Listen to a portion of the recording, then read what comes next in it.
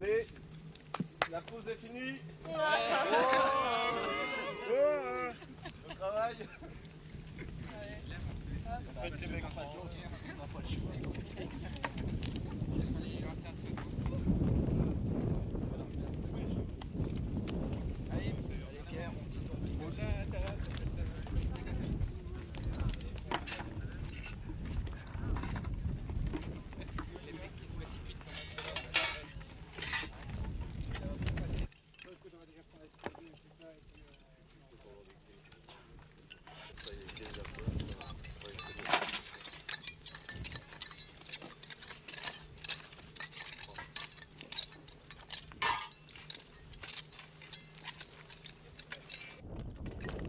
Ouais, c'est 1m47.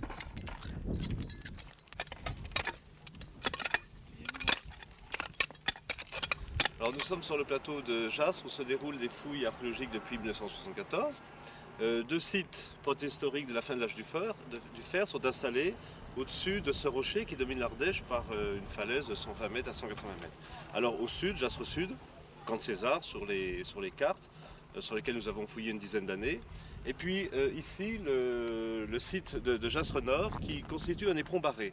C'est-à-dire que la falaise et le ravin qui se trouve sur la droite déterminent un promontoire. Et ce promontoire est barré du côté du plateau par ces murailles assez imposantes que nous avons devant les yeux.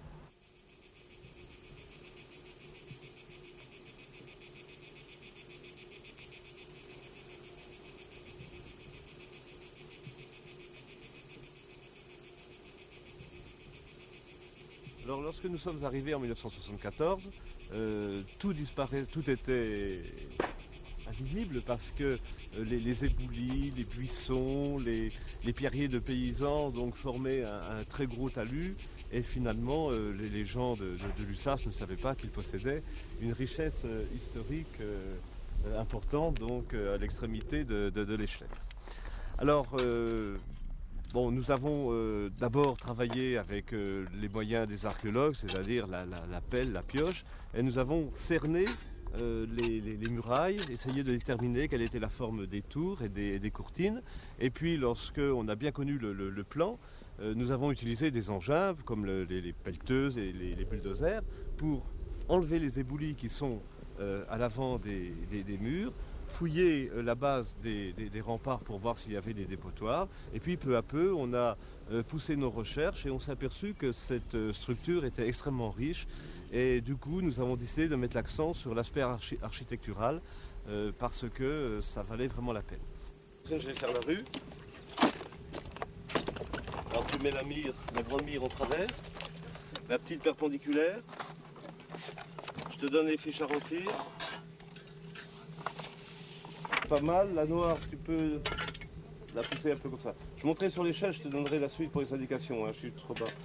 Maintenant, je te demande de placer le nord. Je te donne les fiches avec les indications à remplir.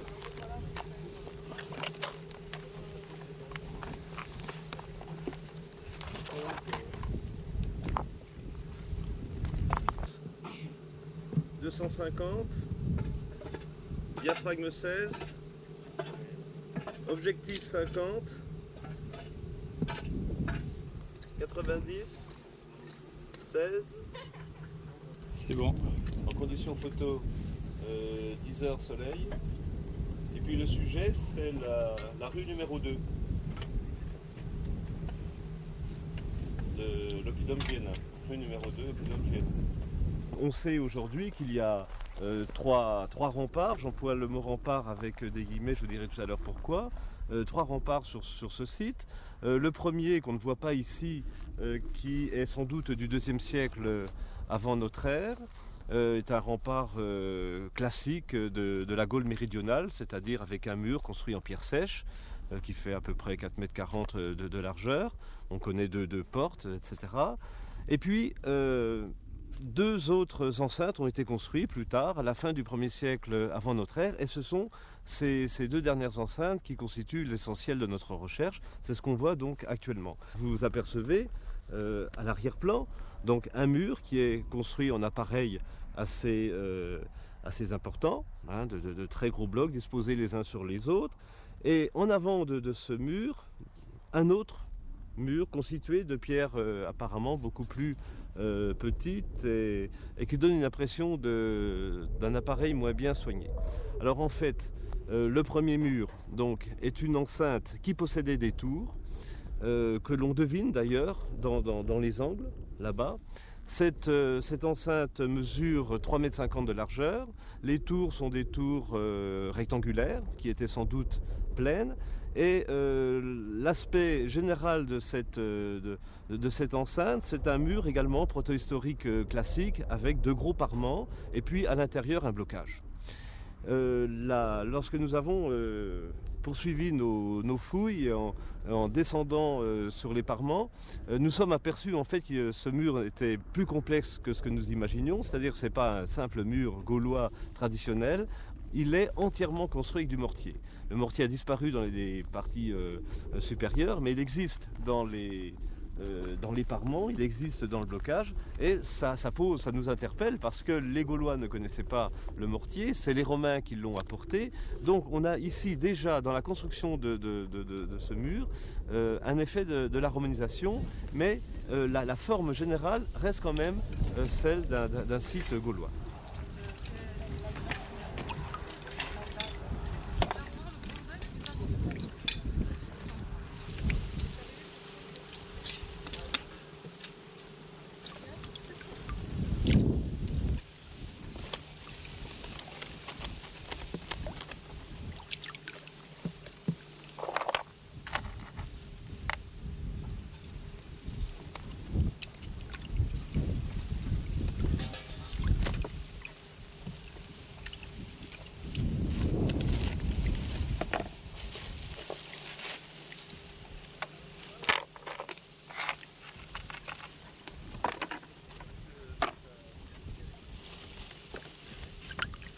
Quelques années après, vers -10, on a -10, -20, c'est difficile à préciser, on a construit une nouvelle enceinte, c'est celle que nous avons donc au premier plan, qui paraît moins bien construite, mais ça c'est une apparence seulement, et c'est un mur qui mesure 2,50 m de largeur, donc si on additionne les deux murs, 3,50 m et 2,50 m, on arrive à 6 m de largeur.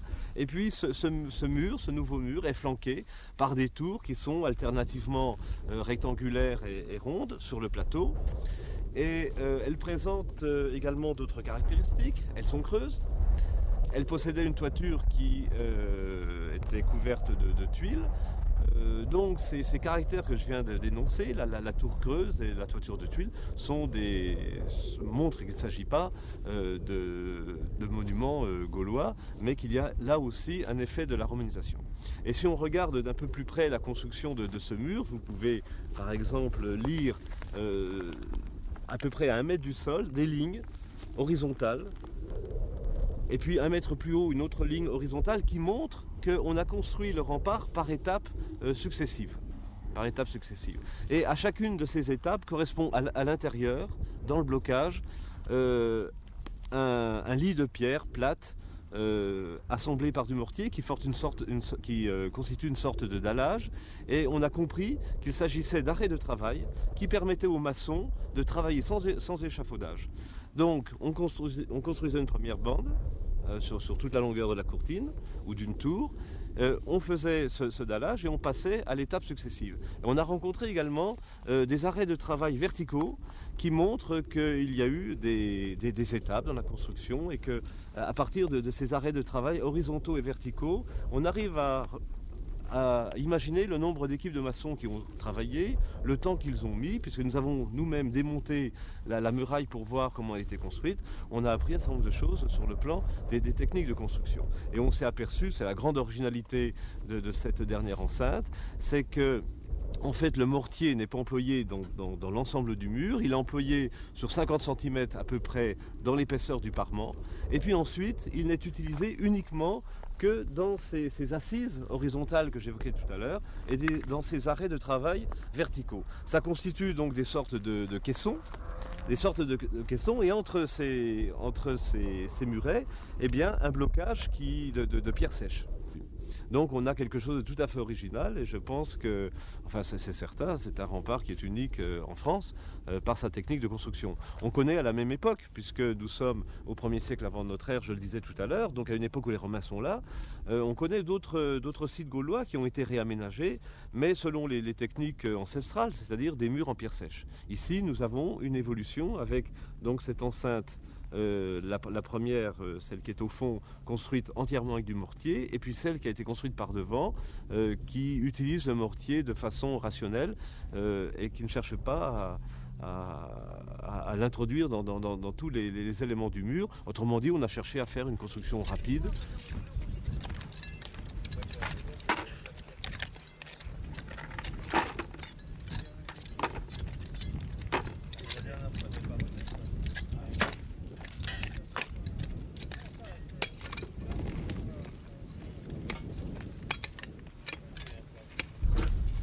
Là, je suis en train de relever en pierre à pierre un mur qu'on vient de découvrir et je le réduis au 1/10 grâce à ce cadre. Okay. C'est-à-dire que 10 cm sur ce cadre va représenter 1 cm sur ma feuille de papier millimétrée. Okay,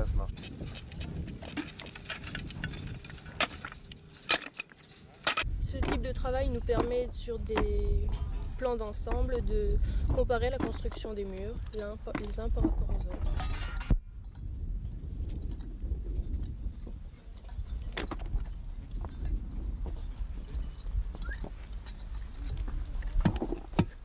Alors ces tours possédaient 2 niveaux d'occupation, c'est la fouille qui l'a montré évidemment, parce que sous le niveau de tuiles, nous avons découvert également les vestiges de l'étage supérieur qui s'était effondré. C'est un étage qui était constitué d'un mortier qui était porté par une charpente de bois. Alors ce qui est intéressant également à signaler, c'est que nous n'avons découvert aucun escalier lorsque les tours ont été vidées, ce qui prouve qu'on pénétrait à l'intérieur par des échelles. Il y avait donc des portes qui permettaient de sortir de ces tours et des portes dont nous n'avons pas trouvé les seuils. Ce qui veut dire que l'arasement actuel, on est à 5 mètres de hauteur ici, au-dessus de l'extérieur du site, l'arasement actuel s'est fait en dessous du niveau des portes. Autrement dit, aux 5 mètres ou 6 mètres actuels, il faut rajouter, bien entendu, une élévation de tour avec les portes qui permettaient de passer à l'intérieur du site et d'enjamber le rempart contre lequel le dernier s'appuie. Et donc, à la hauteur de la porte, à un morceau de tour supplémentaire à la toiture, qui s'ajoute donc aux 5 mètres existants, on arrive facilement à imaginer que les tours dépassaient 10 mètres, 12 mètres et peut-être davantage. Ça donnait donc un monument qui était assez imposant lorsqu'on arrivait par le plateau. Alors, on peut également remarquer ici, entre les 2 tours, une courtine que nous avons démontée et on voit très bien, parce que nous avons voulu laisser un aspect pédagogique, on voit très bien les techniques de construction avec à l'extrémité de la courtine là-bas le parement qui est tenu par du mortier sur 50 à 70 cm d'épaisseur. Vous remarquez également les arrêts de travail horizontaux qui sont dégradés parce que ça fait plusieurs années qu'ils ont été dégagés. Et vous remarquez les arrêts de travail verticaux. Et c'est à partir de ça que nous avons échafaudé une théorie sur les techniques de construction et sur les gens qui avaient pu construire ce monument, puisque les Romains ne construisaient pas ainsi. Autrement dit, on a des gens qui sont des Ardéchois d'origine dans l'Antiquité, des Helviens, qui ont utilisé des matériaux nouveaux, le mortier, la tuile, etc., mais qui ont agencé ces matériaux en fonction de techniques qu'ils ont mises au point pour aboutir à une construction rapide, sans chercher la solidité, au moins pour le rempart le plus récent.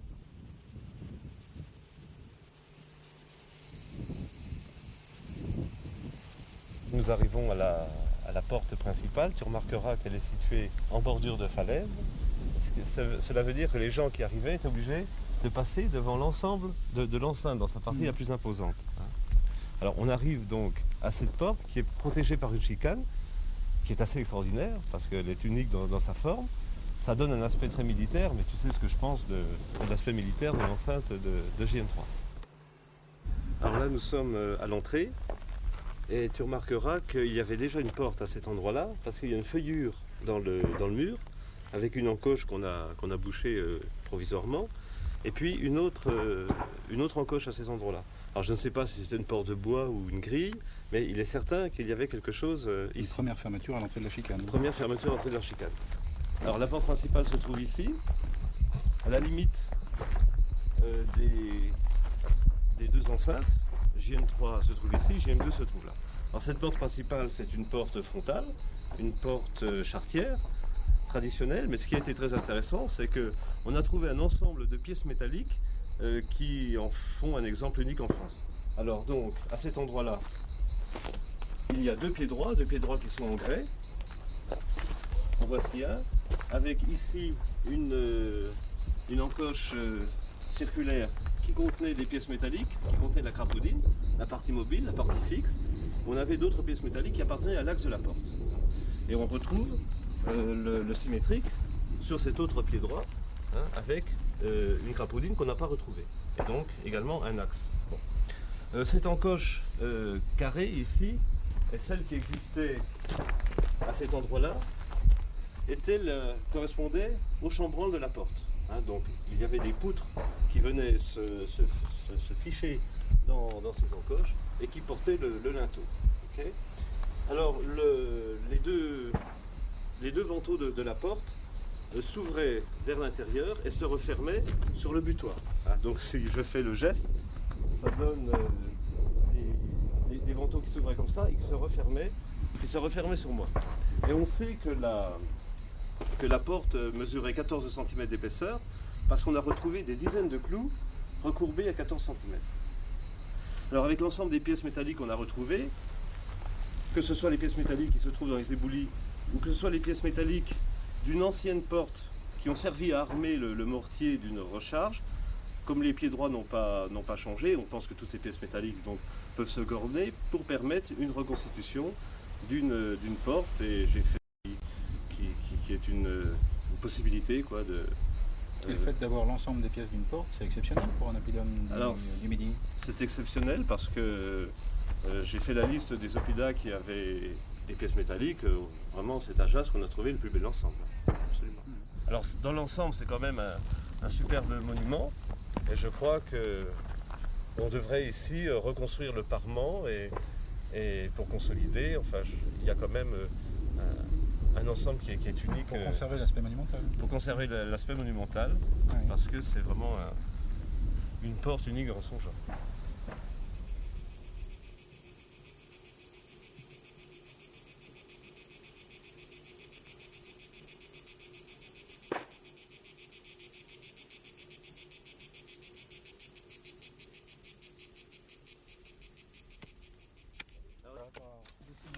Alors bien sûr les angles sont faux là, mais ça n'a pas d'importance. C'est pas très juste. En fait il arrive avec ça quoi.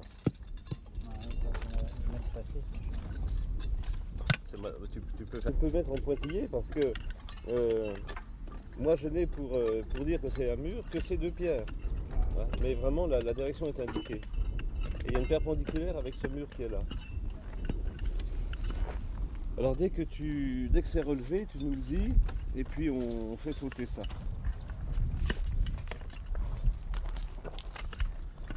Tu tires tout, alors là tu dois gommer ça, hein, et puis bon, tu as retrouvé la perpendiculaire. Alors le 27 c'est le drain que mais ça fait rien, nous on le placera sur le plan parce qu'on l'a dessiné en pierre à pierre. Et ça on pouvait pas t'attendre hein, donc on l'a enlevé, et puis c'était pas vraiment un mur, c'était qu'un drain. Alors, le 27, alors c'est celui que j'évoquais, c'est celui-là. Donc évidemment les angles sont faux, mais c'est toi qui vas rétablir ça. Alors on va peut-être mettre cette pierre un peu en retrait, retirer cette pierre. C'est là qu'il y a eu des pierres renversées par des gens. Hein. Mais là on peut faire comme ça. Oui c'est ça. Voilà. Je le mets en dessous pour après le... Alors en ce moment, notre géomètre Claude Voignet est en train de prendre des mesures au théodolite. C'est un appareil qui permet de faire des relevés, de reporter sur des plans toutes les structures que nous avons découvertes. Et c'est le même appareil qui a permis de faire les relevés en courbe de niveau. C'est un appareil de grande précision qu'utilisent les géomètres. On a également un télémètre à infrarouge. C'est un appareil qui permet de mesurer les distances dans le viseur. Donc on n'a plus, comme autrefois, à mesurer sur le terrain avec un double décamètre pour chaîner les distances.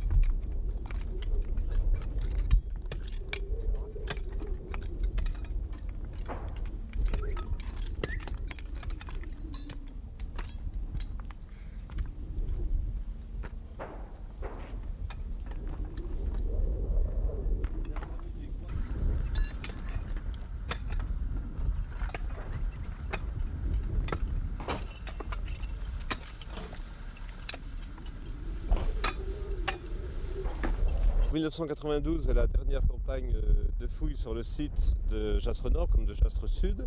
Nous avons ouvert un vaste secteur à proximité du rempart le plus ancien que l'on voit ici avec sa porte, un secteur qui représente un triangle avec des côtés de 30 mètres. Je vais vous présenter les choses chronologiquement. Nous avons découvert une rue d'accès au rempart JN1 qui aboutit donc à la porte principale qui se trouve immédiatement devant nous. Et cette rue se caractérise par un premier niveau et deux recharges. Donc la dernière rue a été fouillée. Nous sommes sur la fouille de la deuxième rue et nous ferons après la fouille de la première rue. Sur la droite ici, nous sommes en train de dégager des terrasses qui ont servi d'appui à ces maisons que nous avons fouillées. Ici, sur la gauche, nous avons des jeunes gens qui sont en train de dégager des niveaux qui sont contemporains, semble-t-il, d'une des faces de la rue. Donc là, nous sommes dans un milieu assez ancien. Et si on se rapproche ici, nous avons au premier plan une autre structure d'habitat qui ne présente pas du tout la même orientation que les maisons que nous avons fouillées et retirées, mais qui est orientée au contraire, non pas sur la pente, mais orientée sur le rempart. On a donc ici la dernière phase habitat.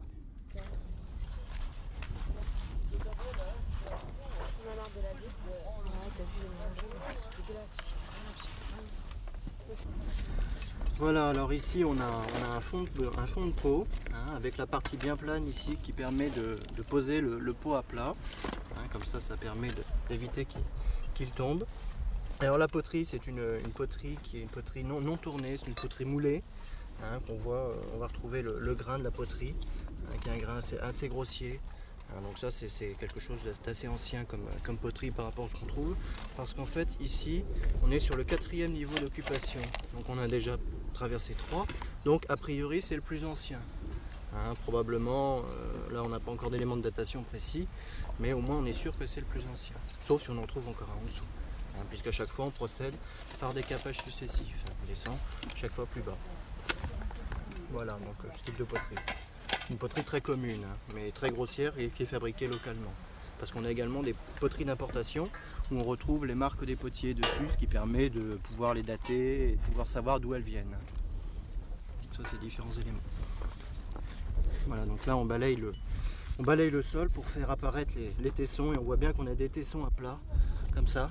Et ça permet de trouver le sol parce que les gens ils marchaient, c'est évident, sur des tessons à plat.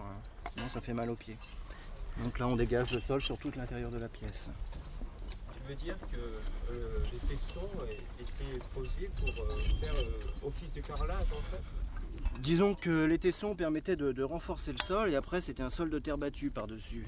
Donc ça permettait d'avoir un sol assez compact et assez résistant pour que les gens puissent marcher dessus et ensuite ils mettaient de la terre. Et bon, c'est un sol de terre battue, on retrouve ça encore dans certains endroits en France. Pas forcément avec ce type de poterie bien sûr, mais c'est tout à fait classique.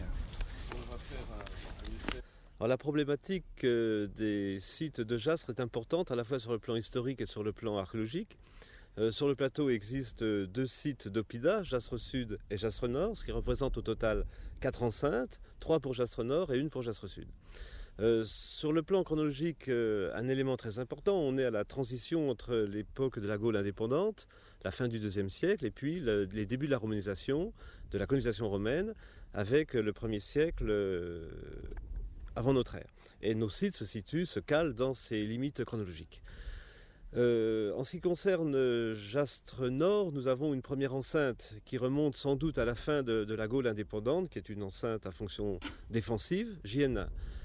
À Jastre Sud, quelques années plus tard, entre moins 100 et moins 50, se développe également une grande enceinte à fonction défensive, sans habitat à l'intérieur. Donc, quels sont les rapports qui existent entre un Jastre Nord numéro 1, qui serait peut-être plus ancien, et Jastre Sud, qui est un petit peu plus récent? Bon, on se place sans doute dans des périodes de guerre, de troubles, de révolte, et il faut chercher dans l'histoire quelques réponses à ces questions. Mais peut-être le plus intéressant, c'est la construction de JN2 et de JN3, c'est-à-dire de ces deux enceintes accolées qui forment l'aspect le plus spectaculaire lorsqu'on arrive sur le plateau de Jastre. Ces enceintes se situent entre moins 50 et moins 0, à une époque où il n'existe plus aucune guerre, plus aucune révolte. Alors, quelle est la fonction de ces enceintes? On peut remarquer que sur le plan architectural, elles présentent une grande originalité par rapport aux autres remparts du Midi de la France. L'utilisation du mortier, la rationalisation de la construction, etc. La construction de tours monumentales, tours creuses, tours rondes, tours rectangulaires, toitures de tuiles, etc. Donc tout ça donne un aspect très imposant, et je pense qu'il faut chercher ailleurs que dans la fonction militaire la raison de la construction de ces enceintes, puisqu'on est dans une période de paix. Est-ce qu'il ne faut pas faire une comparaison avec les enceintes urbaines qui ont une fonction politique, qui ont une fonction symbolique, parfois une fonction religieuse? Est-ce qu'on n'a pas ici un notable qui sert de relais dans la romanisation? On sait que les Helviens, au moins depuis la guerre des Gaules, sont de fidèles collaborateurs des Romains. César avait d'ailleurs un interprète qui était helvien. Est-ce qu'on n'a donc pas ici à Jastre un notable qui contrôle la région, qui a un pouvoir politique, qui exerce aussi un pouvoir sur le plan économique et sur le plan social? On est sur une grande route qui va de la vallée du Rhône aux Cévennes. On a des habitats qui qui donnent une forme de pré-urbanisation. Donc je pense qu'on a un site important où un aristocrate local exerce un pouvoir politique et le montre, l'affiche par rapport aux gens qui viennent de l'extérieur. Donc je pense qu'on a ici des enceintes extraordinaires. On n'a aucun point de comparaison dans le reste de la France. Et il faut chercher dans cette fonction politique, dans cette fonction de prestige, une réponse à la question pourquoi a-t-on construit ça ici. Donc actuellement, la fouille se termine.